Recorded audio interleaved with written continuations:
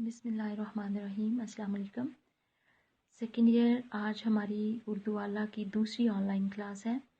पिछली क्लास में हमने हाजा हैदर अली आतिश की दूसरी गज़ल जो आपकी टेक्स्ट बुक के सफ़ा नंबर 116 पर है, वहाँ से 3 अशार की तशरीह की थी।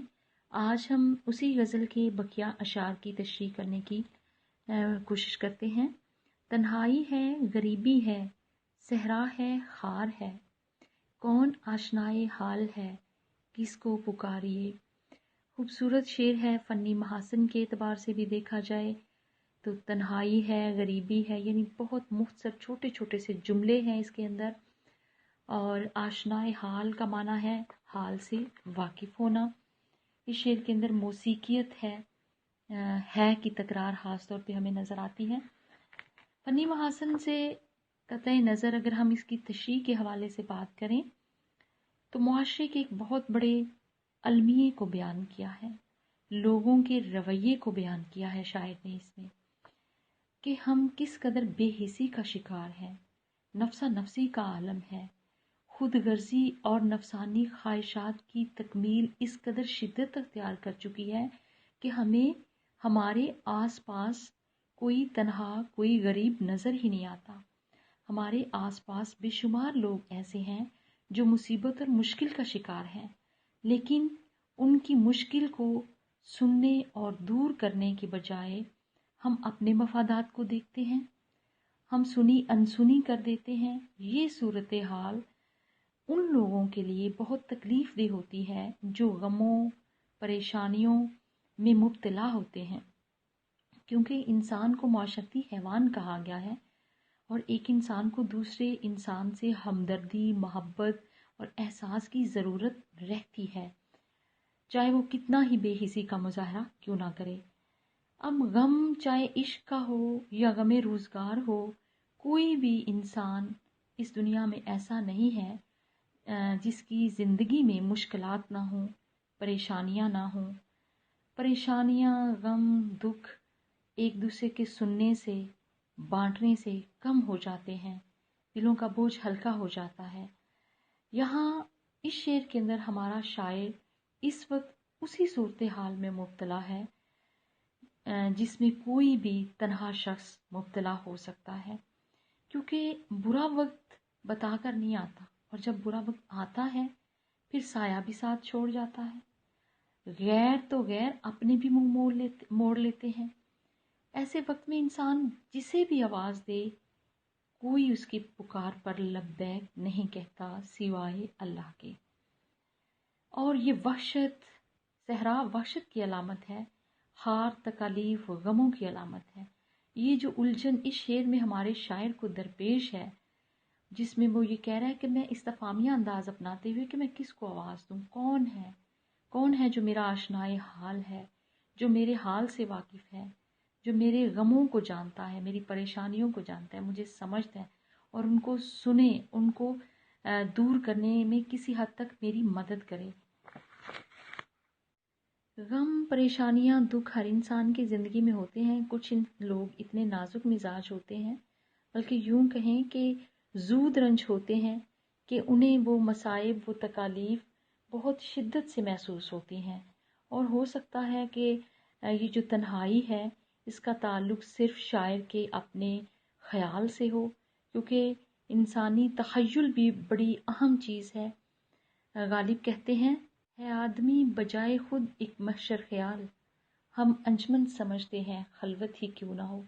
बाज़ औक़ात ये भी होता है कि हमारे आस पास लोगों का एक जम्मे गफ़ीर होता है, रौनक होती है, महफिल होती है, चहल पहल होती है, लेकिन इंसान चूँकि आस पास लोगों के बेहिसी के रवैये की वजह से खुद को तन्हाई में मुक़य्यद कर लेता है और अपने गिर्द एक हिसार कायम कर लेता है। तो हो सकता है कि शायद इस तन्हाई का शिकार हो। बहरहाल दोनों तरह से इसकी तशरीह की जा सकती है। ऐसे ही उदासी, आप ये शेर भी इसमें कोट कर सकते हैं, उदासी बेदिली आशुफ्ता हाली में कमी कब थी, हमारी ज़िंदगी यारो, हमारी ज़िंदगी कब थी। अगला शेर देखिए, तब्दीले रोज़े वसल से फुरकत की शब हुई, आई हुई बला टली सदका उतारिए। कहते हैं कि जब इंसान को मोहब्बत हो जाए تو اسے صدقہ دینا چاہیے. اگر تو وہ اس کی محبت ہوئی تو اسے مل جائے گی، اور اگر بلا ہوئی تو ٹل جائے گی. ایسی ہی صورتحال اس شعر کے اندر بھی نظر آتی ہے. شاعر چونکہ ہجر و فراق کی کیفیت میں مبتلا ہے، اور ایک عاشق یا شاعر کے لیے محبوب سے دوری، محبوب سے جدائی بہت تکلیف دہ ہوتی ہے.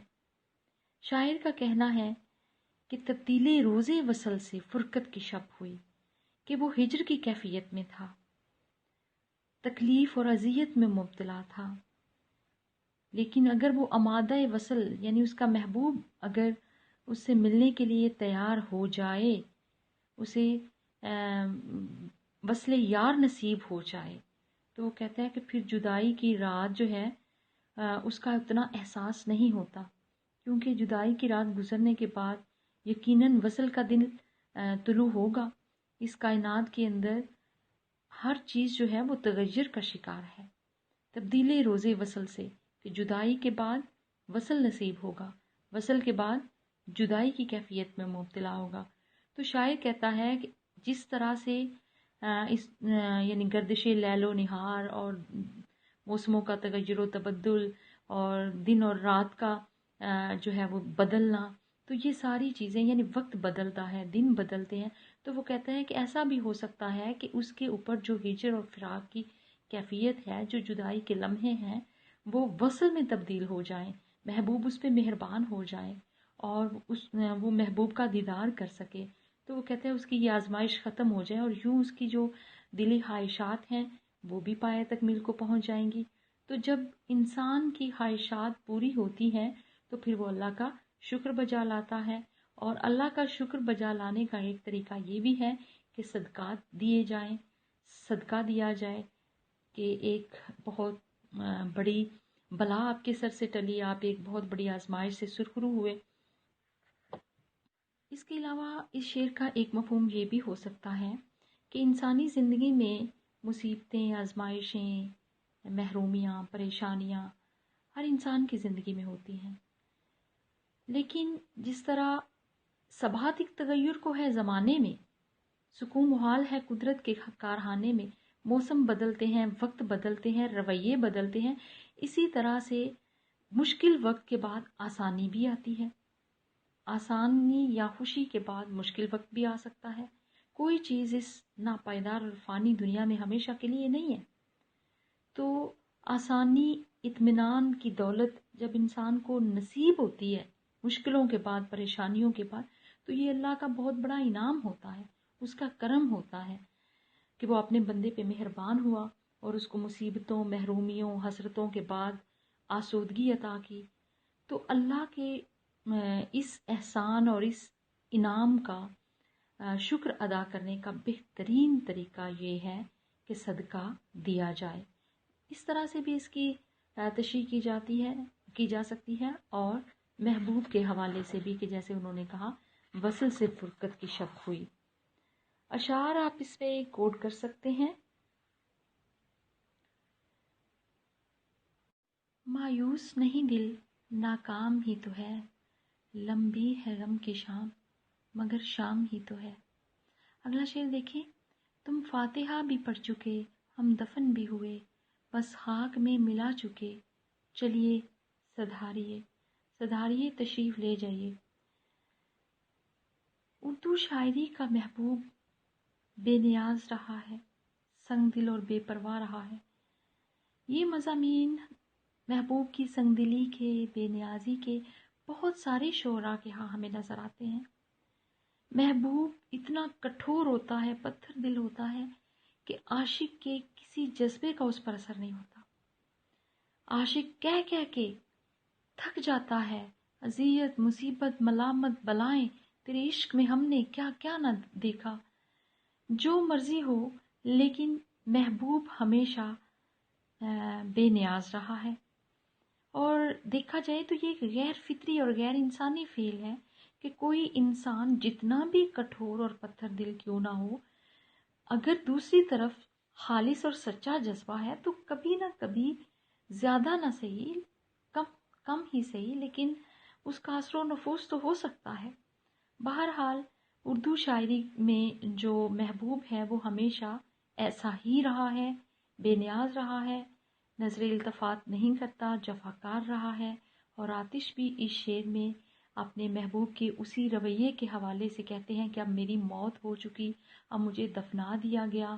محبوب کو بھی خبر ملی کہ اس کا عاشق جو ہے وہ اب اس دنیا میں نہیں رہا، تو وہ فاتحہ کی غرض سے آیا اس کی قبر پر، اس نے فاتحہ پڑھی، لیکن اب عاشق کہتا ہے کہ اب یہاں رکنے اور ٹھہرنے کا کیا جواز؟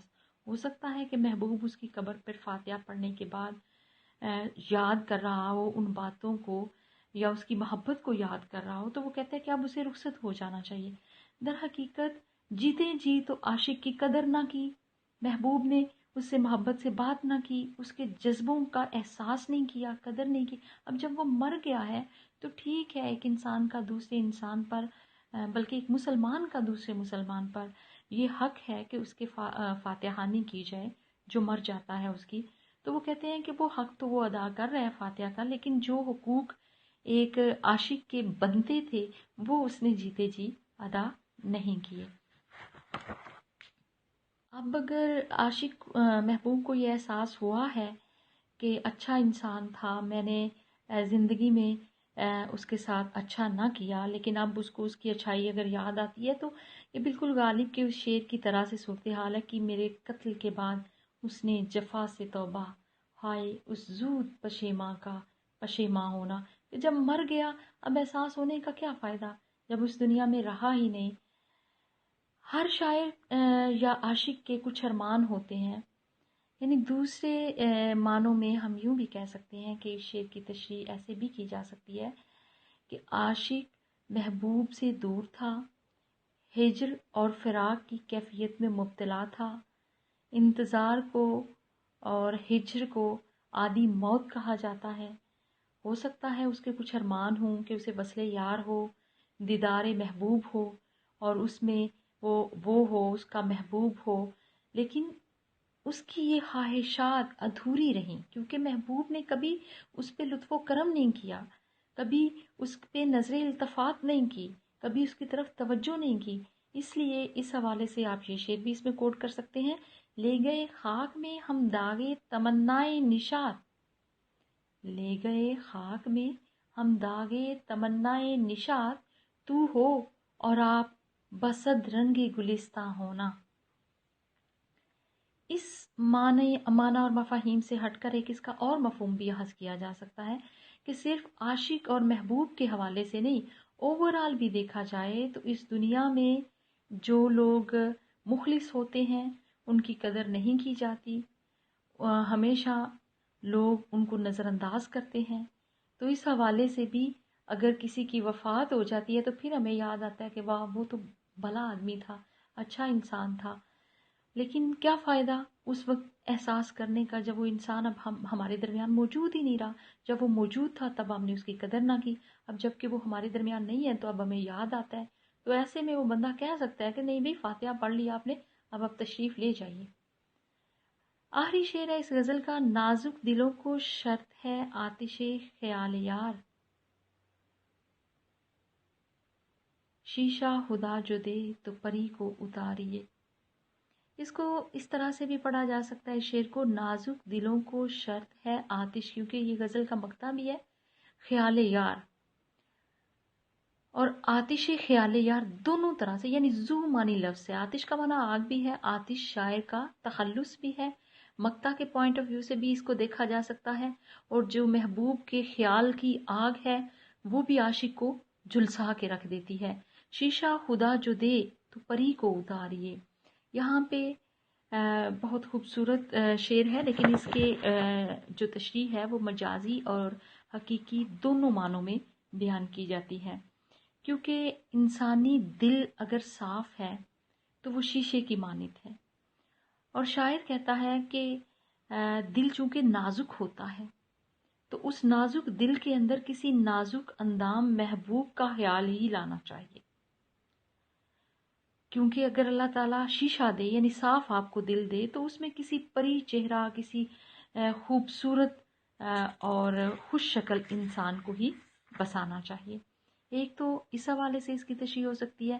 دوسرا جو اس کا مفہوم ہے وہ حقیقی معنوں میں یہ ہے کہ دل جو ہے انسانی جسم میں ایک مرکزی حیثیت رکھتا ہے. اگرچہ سائنٹیفکلی بھی اور جذباتی اعتبار سے بھی دل کی اہمیت کو ہم جھٹلا نہیں سکتے. خواہشات، آرزوئیں، امنگیں دل کے اندر جنم لیتی ہیں. بہت سے لوگ ایسے ہیں، ایک صوفی اور سالک کی اگر بات کریں تو اس کا دل شیشے کی طرح صاف ہوتا ہے اور اس کے دل میں یاد الہی ہی ہونا چاہیے. کیونکہ دین ایک ایسی چیز ہے جو کوشش سے ملتی ہے اور دنیا نصیب سے حاصل ہوتی ہے. قرآن پاک میں اللہ تعالیٰ فرماتے ہیں وَالَّذِينَ جَاهَدُوا فِينَا لَنَهْدِيَنَّهُمْ سُبُلَنَا. انسان جس کے لیے کوشش کرے گا اللہ تعالیٰ اسی میں اس کی مدد کرے گا. کوئی صوفی اور سالک اپنے دل میں صرف اللہ کی یاد کو بسانا چاہے گا، کیونکہ کسی صوفی کے دل میں اہل صفا لوگوں کا دل چونکہ آئینے کی مانند ہوتا ہے، اس میں اگر اللہ کا ذکر نہ ہو، اللہ کی یاد نہ ہو تو وہ دل زنگ آلود ہو جاتا ہے. اس حوالے سے شاعر کہتا ہے کہ اس میں صرف اللہ تعالیٰ کا خیال ہونا چاہیے، اس کی یاد ہونی چاہیے، کیونکہ دلوں کی گرد، دلوں کا زنگ یاد الہی سے اور ذکر الہی سے ہی صاف ہو سکتا ہے. درد کا شعر ہے اے درد زنگ صورت اگر اس میں جا کرے، اے درد زنگ صورت اگر اس میں جا کرے، اہل صفا میں آئینہ دل کو رو نہ ہو. سیکنڈ ایئر آپ سے ایک اور بات بھی میں نے کرنا تھی کہ آپ لوگ لاسٹ ٹائم بھی آن لائن کلاسز نہیں لیتے رہے اور مجھے دوبارہ کالج جا کے از سر نو پورا سلیبس پڑھانا پڑا. اس وجہ سے ہمارا بھی کافی سلیبس رہتا ہے. آپ لوگ آن لائن کلاسز جوائن کریں اور کمنٹس میں خاص طور پہ اپنے رول نمبرز مینشن کریں تاکہ مجھے پتہ چلے اور انہیں کو مد نظر رکھتے ہوئے میں نے آپ کی اٹینڈنس مارک کرنی ہے. اس کے علاوہ کوئی چیز اگر وضاحت طلب ہے، آپ کو سمجھ نہیں آئی تو آپ کمنٹس میں سوال پوچھ سکتے ہیں اس حوالے سے. ہاں، لیکن کمنٹس میں اپنے رول نمبر ضرور مینشن کریں. اللہ حافظ.